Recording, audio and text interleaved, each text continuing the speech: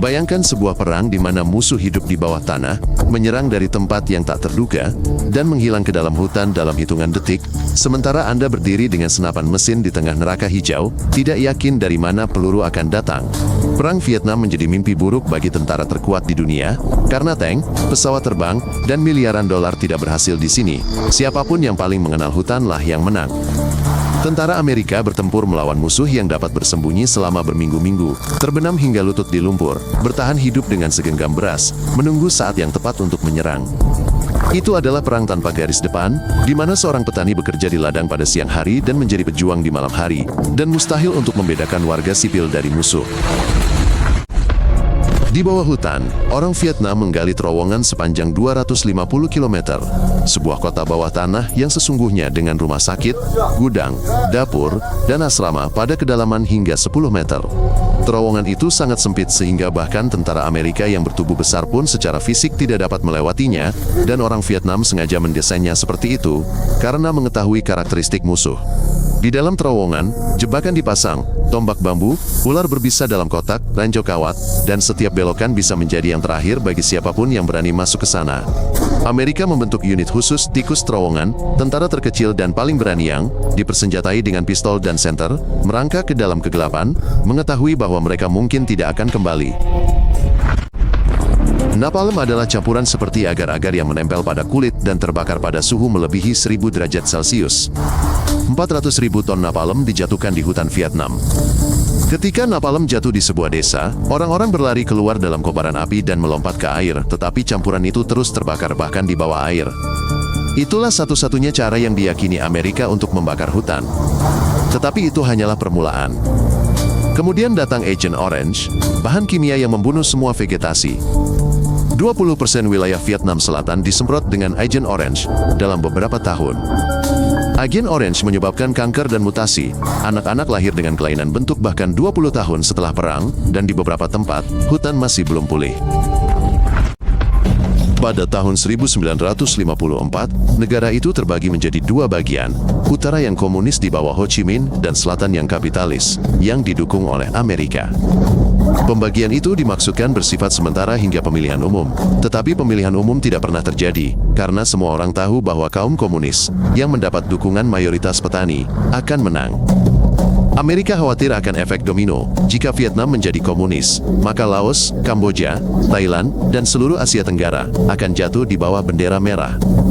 Bagi AS, ini adalah perang ideologis melawan penyebaran komunisme, dan bagi rakyat Vietnam, ini adalah perjuangan untuk kemerdekaan dan penyatuan negara setelah 100 tahun penindasan kolonial. Pada tahun 1964, kapal-kapal Vietnam Utara diduga menyerang kapal perusak Amerika di Teluk Tonkin, meskipun masih belum jelas apakah hal ini benar-benar terjadi. Kongres memberi Presiden Johnson wewenang untuk menggunakan kekuatan militer tanpa menyatakan perang, dan dalam waktu 1 tahun, 184.000 tentara Amerika berada di Vietnam. Pertempuran besar pertama menunjukkan bahwa kemenangan tidak akan cepat. Vietnam menggunakan taktik gerilya, menyerang dan mundur tanpa terlibat dalam pertempuran yang menentukan. Komando Amerika yakin bahwa teknologi yang unggul akan menentukan hasilnya, tetapi helikopter dan pesawat pengebom terbukti tidak berguna melawan musuh yang dapat menghilang ke dalam hutan. Selama 8 tahun perang, 7,5 juta ton bom dijatuhkan di Vietnam, 3 kali lebih banyak daripada gabungan bom yang dijatuhkan di Jerman dan Jepang pada Perang Dunia II. Mereka membom target strategis, hutan, desa, sawah, segala sesuatu yang bergerak, bahkan yang tidak bergerak, setiap hari, tanpa henti, untuk menghancurkan gerilyawan dan pangkalan mereka. Kampanye pengeboman, yang disebut Operasi Rolling Thunder, berlangsung selama 3,5 tahun, dengan pilot melakukan 300.000 sorti, tetapi tentara Vietnam Utara justru semakin kuat. Masalahnya adalah Vietnam kekurangan pabrik dan instalasi besar, tentara mereka dipasok oleh Tiongkok dan Uni Soviet, dan gerilyawan begitu tersembunyi, sehingga bom lebih sering membunuh warga sipil. Jalan sepanjang 16.000 km membentang melalui hutan belantara Laos dan Kamboja, mengangkut senjata dan makanan untuk para gerilyawan di selatan menggunakan sepeda, truk, dan bahkan hanya di punggung mereka. Jalur itu bukanlah jalan tunggal, melainkan jaringan rute yang terus berubah. Ketika Amerika membom satu bagian, Vietnam akan membangun jalan memutar dalam semalam. Ratusan ribu porter, banyak di antaranya perempuan, berjalan kaki di sepanjang jalur tersebut, membawa beban 50 kg, dan berjalan selama berbulan-bulan melalui rawa-rawa yang dipenuhi malaria dan jalur pegunungan. Amerika menjatuhkan jutaan ton bom di jalur tersebut, memasang sensor gerak di sepanjangnya, dan menyemprotkan bahan kimia, tetapi mereka tidak mampu menghentikan aliran pasokan. Jalur tersebut tetap beroperasi hingga hari terakhir perang. Penembak jitu Vietnam bisa berbaring tanpa bergerak selama 2 hari di dalam lubang yang ditutupi ranting, menunggu patroli Amerika lewat, menembakkan satu tembakan, lalu menghilang. Menembak dari senapan kuno era Perang Dunia II, tetapi mereka sangat mengenal hutan, sehingga mereka akan mengenai sasaran dengan tembakan pertama, dan kemudian menghilang ke dalam pepohonan tanpa meninggalkan jejak. Tentara Amerika lebih takut pada hutan daripada pertempuran langsung, karena kematian bisa datang kapan saja. Anda akan berjalan di sepanjang jalan setapak, dan tidak pernah tahu apakah seorang penembak jitu bersembunyi di semak-semak atau ranjau yang terkubur. Para gerilyawan memasang jebakan di mana-mana, lubang dengan pasak, ranjau yang terbuat dari bom Amerika yang belum meledak, dan kawat yang direntangkan setinggi leher. Hutan membunuh bahkan tanpa kontak langsung dengan musuh. Pada tanggal 31 Januari tahun 1968, selama liburan tahun baru Imlek, 80.000 gerilyawan secara bersamaan menyerang 100 kota. Serangan itu benar-benar mengejutkan. Viet Cong bahkan menerobos masuk ke kedutaan besar Amerika di ibu kota, dan pertempuran berkecamuk di jalan-jalan kota yang sehari sebelumnya dianggap aman. Amerika berhasil memukul mundur semua serangan dalam waktu 1 bulan, dan para gerilyawan kehilangan 45.000 orang. Itu adalah bencana militer bagi Vietnam Utara, tetapi juga kemenangan terbesar mereka. Karena warga Amerika di dalam negeri melihat di televisi bahwa perang belum dimenangkan, bahwa musuh kuat dan dapat menyerang di mana saja, dukungan publik terhadap perang runtuh sepenuhnya. Pada tanggal 16 Maret tahun 1968, tentara Amerika memasuki desa Melai, yang konon menyembunyikan gerilyawan di sana, tetapi hanya menemukan wanita lanjut usia dan anak-anak. Dalam 4 jam, mereka menembak 504 warga sipil, termasuk bayi, memperkosa wanita, membakar rumah dan membunuh ternak. Itu bukanlah operasi militer, melainkan pembunuhan massal. Para perwira mencoba menutupi pembantaian tersebut, tetapi setahun kemudian, informasi bocor ke pers, foto-foto anak-anak yang dibunuh tersebar di seluruh dunia, dan Amerika terkejut dengan apa yang telah dilakukan tentaranya. Secara total, 2 juta warga sipil tewas di Vietnam akibat pemboman, napalm, senjata kimia, dan hanya karena mereka berada di tempat yang salah pada waktu yang salah. Perang tersebut mengaburkan batas antara kombatan dan warga sipil.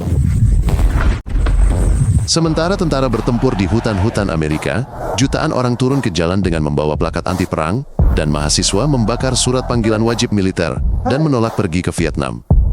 Wajib militer didasarkan pada undian, orang kaya dapat memilih untuk tidak ikut karena alasan universitas atau kesehatan, sementara orang miskin dan minoritas pergi untuk mati, menciptakan rasa ketidakadilan dalam masyarakat.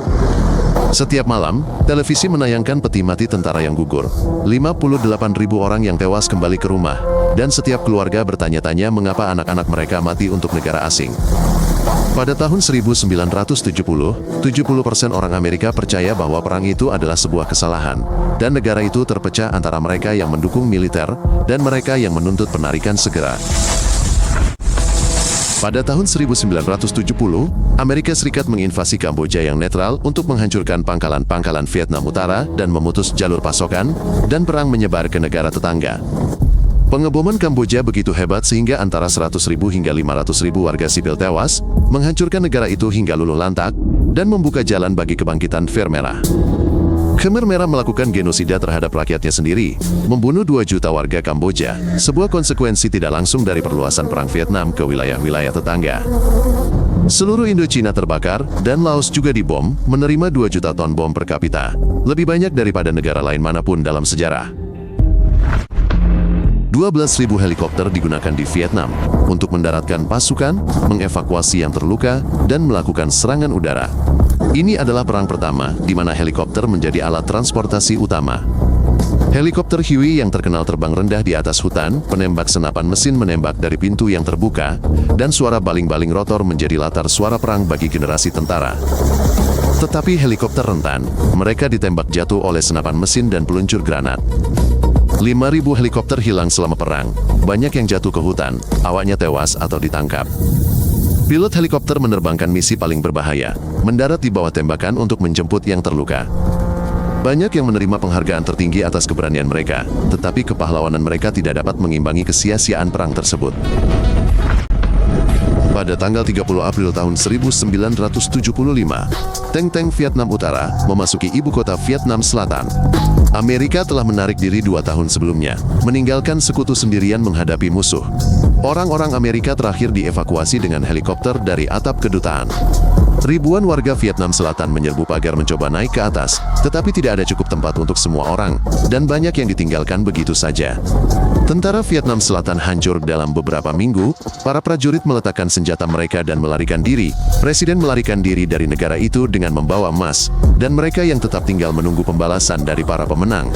Perang berakhir dengan kemenangan total bagi Vietnam Utara. Negara itu bersatu di bawah pemerintahan komunis, dan Amerika, untuk pertama kalinya dalam sejarah kalah perang, sebuah pukulan bagi harga diri nasional. Perang tersebut menelan biaya 141 miliar dolar bagi Amerika, tetapi biaya sebenarnya adalah nyawa, 58.000 tewas, 314.000 terluka, dan jutaan lainnya mengalami trauma psikologis. Para veteran kembali ke rumah dan disambut bukan sebagai pahlawan, tetapi sebagai pembunuh. Masyarakat menyalahkan mereka atas kekalahan perang. Banyak yang beralih ke alkohol, bunuh diri, atau menjadi tunawisma. Gangguan stres pasca trauma, PTSD, pertama kali diakui secara resmi setelah Vietnam. Para tentara menghabiskan bertahun-tahun menderita mimpi buruk karena kembali berada di hutan di bawah tembakan musuh. Untuk Vietnam, biayanya bahkan lebih tinggi. 3 juta orang tewas, negara yang hancur, jutaan pengungsi, dan dampak senjata kimia yang masih membunuh orang 50 tahun kemudian. 800.000 ton amunisi yang belum meledak masih terkubur di tanah Vietnam, membunuh orang setiap tahunnya, dan anak-anak yang bermain di hutan menginjak ranjau. Perang Vietnam menunjukkan bahwa bahkan tentara terkuat di dunia pun tidak dapat mengalahkan rakyat yang berjuang untuk tanah mereka, dan bersedia melakukan pengorbanan apapun untuk kemerdekaan. Perang ini membuktikan bahwa keunggulan teknologi tidak berguna melawan taktik gerilya, bahwa pengeboman tidak mematahkan kemauan untuk melawan tetapi hanya memperintensifkan kebencian terhadap penjajah. Pelajaran utama dari Vietnam adalah bahwa perang tidak dapat dimenangkan tanpa dukungan penduduk setempat, dan jika tentara tidak memahami mengapa mereka berjuang dan mati. Jika Anda merasa ini menarik, berlanggananlah agar Anda tidak ketinggalan episode baru. Kami menyajikannya secara singkat dan langsung ke intinya.